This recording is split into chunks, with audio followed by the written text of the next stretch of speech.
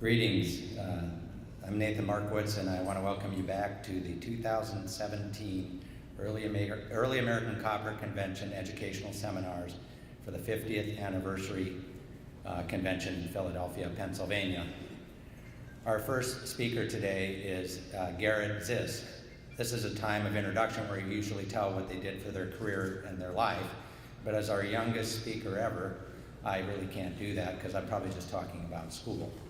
So, please welcome Garrett to the podium to talk about Baltimore's Washington Monument and its numismatic speakers. I'm delighted to have you here, Garrett. Thank you.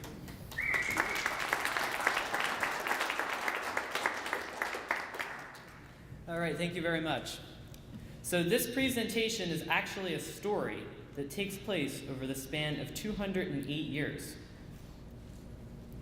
So the story starts in 1809 when a group of Baltimore citizens wanted to honor George Washington by erecting a monument.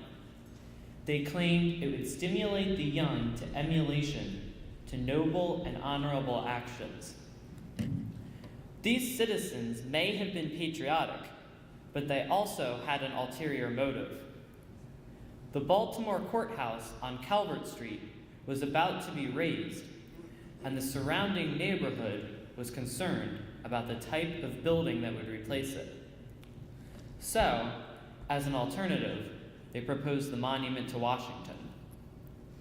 The Maryland legislature approved the project and appointed a 23-member board of managers to supervise it. Their first task was fundraising. In 1810, the state of Maryland granted permission for the Board of Managers to use lotteries to raise $100,000 for the monument's construction. A total of 6 lotteries were held, and here is an image of one of the lottery tickets. The Board of Managers' second task was to find an architect to design the monument. So in 1813, an architectural contest was held to find the best monument design that would cost no more than $100,000 to build. Both European and American architects submitted entries, and the results were announced on May 2nd, 1814. The winning architect was 33-year-old Robert Mills from Charleston, South Carolina. He was one of the first totally American-trained architects. Mills highlighted his American birth and training in his submission to the Board of Managers and said, "For the honor of our country, my sincere wish is that it may not be said, to foreign genius and to foreign hands we are indebted for a monument to perpetuate the glory of our beloved chief." Here is a drawing of Mills' winning design. Each of the 7 sections represented an important event in George Washington's life. The top of the monument showed Washington riding in the chariot of victory. However, when the neighborhood citizens saw that the monument would be a tall marble pillar, they were afraid it would blow over in a storm and fall on their houses. Therefore, they decided that they did not want the monument to be built in their neighborhood after all. So in stepped John Eager Howard. He served under Washington in the Revolutionary War, so he gladly donated 40,000 square feet of land for the monument outside of the city of Baltimore in what was called Howard's Woods. All right, so here is a map of Baltimore to give you some perspective. The bottom dot is the Baltimore Convention Center, where many of you have attended the Whitman Expo. The center dot was the proposed site for the monument on Calvert Street. The top dot is the actual site of the Washington Monument.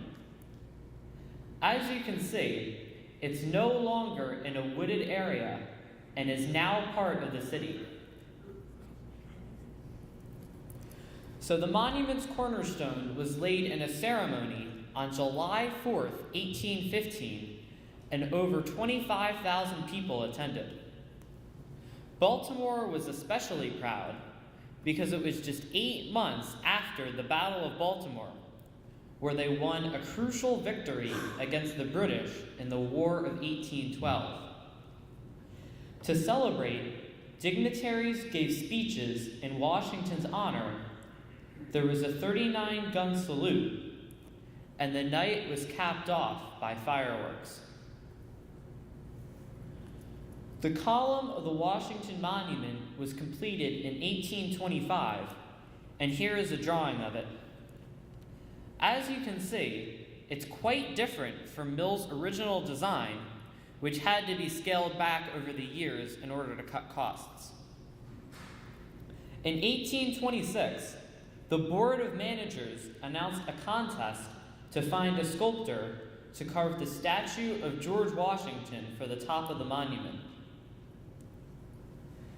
Italian sculptor Enrico Kawasaki won the competition.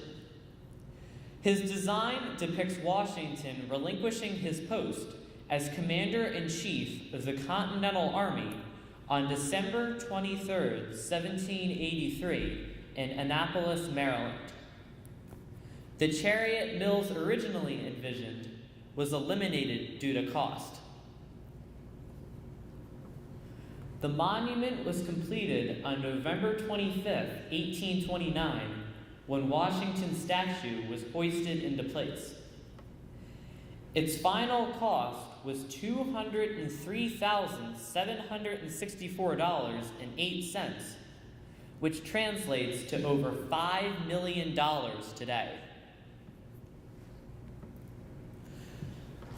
After the Baltimore Washington Monument, architect Robert Mills went on to design several buildings in Washington, D.C., including that other, more famous Washington Monument in 1836.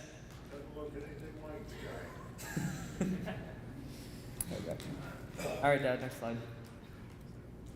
In 1851, the Baltimore Washington Monument was mentioned by Herman Melville in chapter 35 of Moby Dick, and here is what he wrote. Great Washington, too, stands high aloft on his towering main mast in Baltimore, and like one of Hercules' pillars, his column marks that point of human grandeur beyond which few mortals will go. This grand monument was continuously exposed to the elements, and over time, it deteriorated. Due to safety concerns, the Washington Monument was closed in June 2010. Both the exterior and interior of the monument were restored by the Mount Vernon Place Conservancy. The $5.5 million project was started in January 2014 and yielded a few surprises.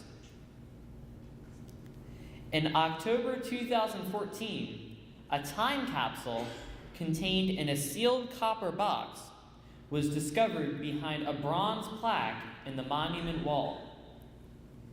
Both the time capsule and the plaque were added to the monument during a 1915 centennial celebration. However, over the years, the existence of the time capsule had been forgotten. The capsule contained over 50 objects, including 7 U.S. coins from that time period. The coins are listed and pictured here.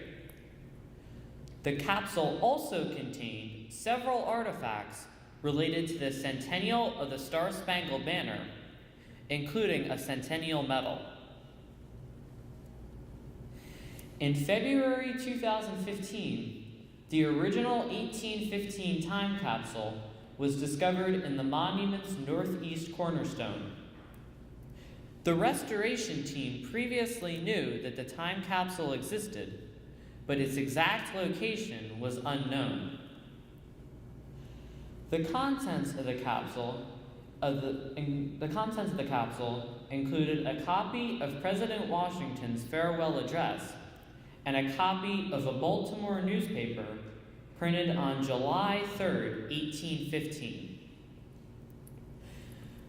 The newspaper was opened to a page that contained a reprint of the Declaration of Independence. Then, this reprint was laid on top of these jars. So, when the time capsule was opened, it was the first thing they saw. This shows just how important our national independence was to the people who built the monument.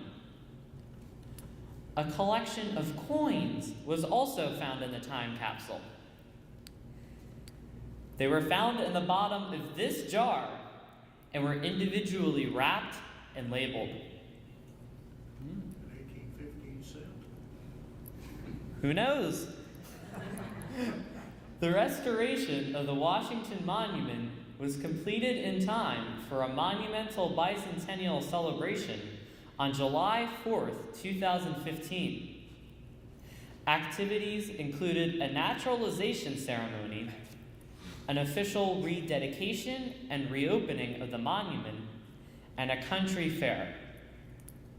So by now, you're probably thinking, well, that was kind of interesting, but this is an EAC convention after all. So when is he going to focus on coins? Well, I can assure you that the time is almost here. On Saturday, November 7th, we decided to visit Baltimore. So on that Saturday, we attended the Baltimore Whitman Expo, and then on that Sunday, we decided to visit the Maryland Historical Society. The reason for our visit was to see the original version of the Star-Spangled Banner, which is on display at the museum. And here is an image of this document. After viewing this exhibit, we explored the rest of the museum. There were many great exhibits, but the one that really caught my attention was this one. At the time, I didn't know anything about Baltimore's Washington Monument, but I was immediately drawn to this display.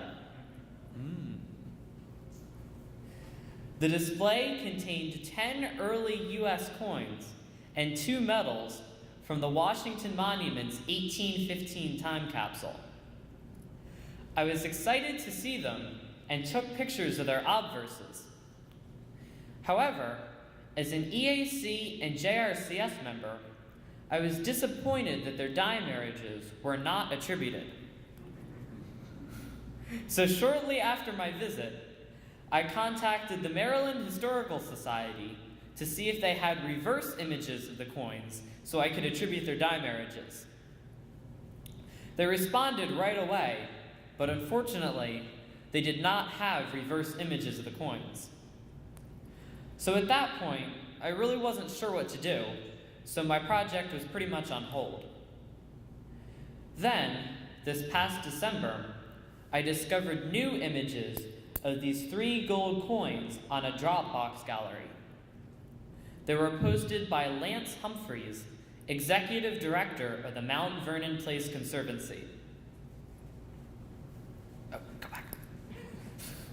Back. We're supposed to see that. Just pretend that didn't happen.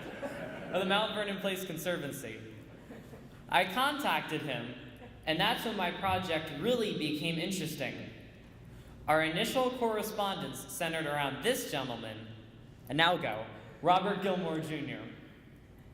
So Robert Gilmore Jr. was an original member of the Board of Managers for the Baltimore Washington Monument. He was also its president from 1819 until it was disbanded in 1842. So he was really a key figure in the project. Gilmore was a wealthy businessman and a patron of the arts. He collected a variety of things, such as paintings, autographs, mineral specimens, and coins. In fact, Robert Gilmore Jr. was a pioneer American numismatist. He was our country's first systematic coin collector, and he came close to completing a date set of U.S. coins. In April 1841, Gilmore said, "I began many years ago and have collected every gold, silver, and copper coin issued from the mint which was to be had." And in January 1848, he wrote, "It was long before I got a cent of 1804, though I offered a premium for it." Now that's something we all can relate to. Unfortunately, only one coin can be traced back to Gilmore's ownership, and that's the 1787 Brasher doubloon that's pictured here. After Gilmore, it was owned by collectors such as Harold Newland, Robert Colton Davis, James Ten Eyck, and Virgil Brand. It last sold at the 2014 Fund Show for over $4.5 million. So just think about this for a minute. In Gilmore's day, there were no coin dealers or coin shows, and no coin books or the internet. Plus, there weren't any public mint records, so Gilmore often hunted for coins that didn't exist. So what did he do to compensate for his lack of resources? Gilmore used two important connections to his advantage.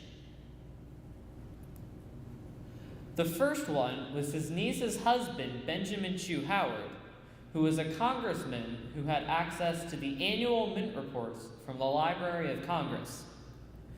With these mint reports, Gilmore could determine what coins were produced in a certain year and then only search for those coins. His second connection was Adam Eckfeld, chief coiner of the U.S. Mint. In April 1841, Gilmore wrote, "The mint has aided me considerably, and has even provided my desiderata from the old dies when I require it. Mr. Eckfeld of the Mint has been of great service to me." So what Gilmore is saying here is that instead of coin dealers and coin shows, he had something even better. He had access to the mint dies through Eckfeld. So today, the practice of recoining seems shocking to us, but it was actually not frowned upon in Gilmore's day. Later documentation also makes it clear that it was Adam Eckfeld who assisted Gilmore, and not his son Jacob or nephew George. Oh no, yeah, that was right. 1836 was a great year for Gilmore because Eckfeld sent him an example of every regular issue coin, pattern coin, and medal struck by the mint that year, and here is the list. It's amazing just how complete it is. The package contained both a lettered edge and reeded edge $50, as well as the rare proof half set. It also included a first steam coinage medal, which commemorated the first steam-powered coining press at the Philadelphia Mint. So this information on Robert Gilmore Jr. came from two articles that appeared in the November and December 1996 issues of the Numismatist. They were co-authored by Lance Humphreys and numismatist Joel Oros. Dr. Humphreys and Dr. Oros are teaming up again to write an article on the Washington Monument's 1815 and 1915 time capsules. On March 30th, the coins and medals from these two time capsules were professionally photographed at the Maryland Historical Society. I was invited to attend and examine these items, and it was one of the best numismatic experiences I've ever had. So here is a picture from the photo shoot. We are examining the paper wrappers from the early US coins. On the left is Joel Oros, in the center is Lance Humphreys, and on the right is numismatic photographer John Baumgart. In this picture, we are hard at work examining and documenting the coins. So now, let's take a closer look at the coins and medals from the 1815 time capsule. This is the good stuff. So the capsule contained 3 gold coins, and the first one is an 1801 draped bust eagle. Its dimarriage is BD2 and was attributed using the following diagnostics. On the obverse, star 8 is close to the cap, and star 13 is close to the bust. On the reverse, the leaf does not touch the I in America. The second one is an 1802/1 draped bust half eagle. Its dimarriage is BD5 and was attributed using the following diagnostics. On the obverse, the 1 is centered under the 2 in the date, and the 2 does not touch the bust. On the reverse, the leaf touches the left base of the I in America, and the U in United almost touches the arrows. This dimarriage is quite rare, with only 8 to 10 specimens known. So it's close to the 1815 cent, but not quite. So the third one is an 1807 draped bust quarter eagle. Its dimarriage is BD1 and is the only dimarriage known for this year. The reverse die used to produce this coin was a real workhorse. It was used to produce all of the 1805, 1806, and 1807 quarter eagles, plus all of the 1807 draped bust dimes. This was well over 100,000 coins. The 1815 time capsule also contained 5 silver coins, and as you would expect, they are heavily oxidized. The first one is a 1799/8 draped bust dollar. Its dimarriage is BB142, and it was attributed using the following diagnostics. On the obverse, the overdate is clearly present, and on the reverse, there are 13 stars above the eagle, and a leaf points to the center of the I in America. This coin is nicely toned and appears to have reacted with the paper that it was wrapped in.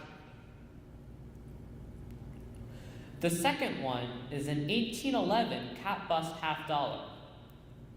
Its dimarriage is 0111 and was attributed using the following diagnostics. On the obverse, the date has a small 8. Due to condition, I was unable to use the die defect that's under the ear, so I used the star positions instead. On the reverse, the I and T in United are solidly joined at the top.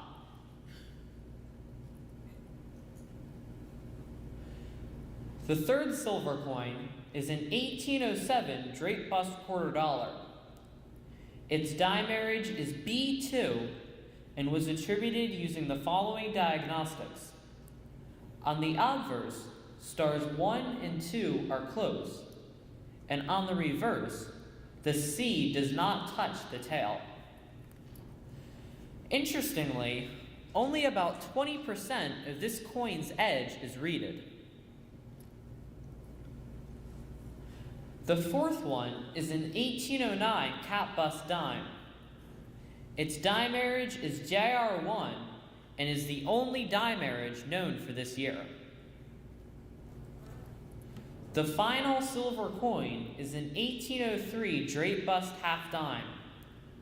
Its dimarriage is LM1 and was attributed using the following diagnostics.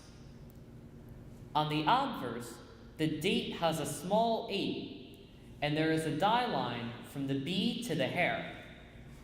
It's a little bit hard to see, but on the reverse,